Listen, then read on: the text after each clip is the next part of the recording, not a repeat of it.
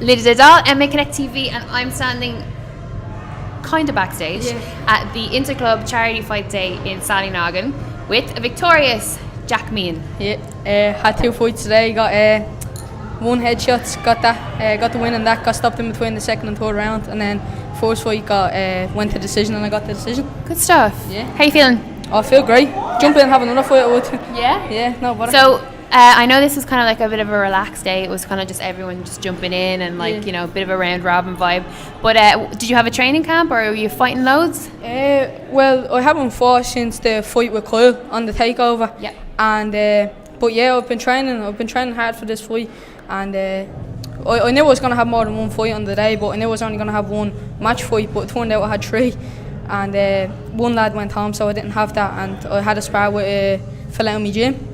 Josh, and then that just happened. So I kind of had a camp, but it wasn't, as intense as it would be for a normal fight. Absolutely. So you're just saying that you fought on the Keane Cowley show, the takeover, against his brother Kyle. Yeah. What's it like? Because I mean, obviously the takeover in terms of like K1 Muay Thai is probably one of the biggest shows, in the country. The Super Show, it's the biggest. Apart from Martin Hurk's Super Show, it would be the biggest. What was that like in terms of nerves or preparation? Were you a little bit extra nervous at a show like that? The camp I felt very confident, but then when I got to the venue I shit myself.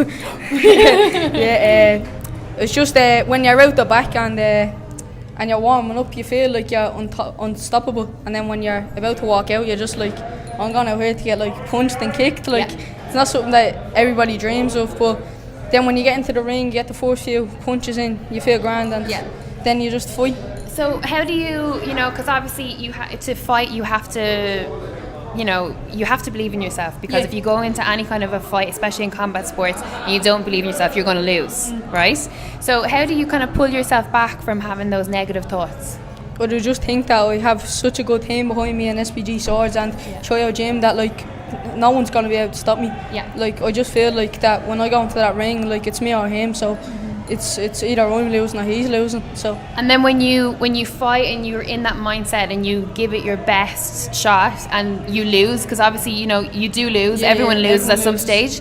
How do you when you lose under those circumstances, knowing that you've given it everything, knowing that you've got a great team behind you, does it make it somewhat better and just gives you a little fire to go again, or what's the feeling like? It's just like a loss is a loss, so you're obviously gutted that you're after putting everything into the fight camp, everything into the warm-up and everything into the fight, and you didn't get the decision or you got stopped. But you just have to think there's going to be more fights. Your amateur record, it is very important to get experience as an amateur, but it's not really until you go pro that your record really matters. That's what my coach always says to me, but I always go in for the win, and the most important thing is to have fun in there. Did you ever hear the saying records are for DJs?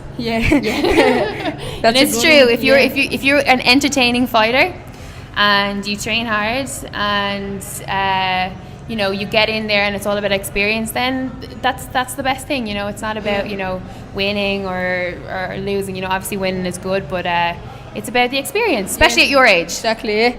I just love fighting. No matter today I won. You hold that. Yeah. Today I won my 2 fights, and before that I lost most of my fights except for 1.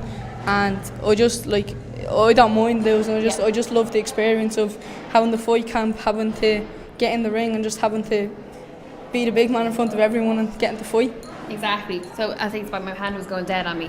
So before I let you go, any last words? Anyone to say hello to anybody? Just anyone's school friends or anything? Just like to say thanks to all the lads in Chaiyo for all the sparring and all the getting me ready for up to this fight. And also I'd like to say what's up to all the boys in C3 in St David's. You little slagging bastards. I have to beat that out.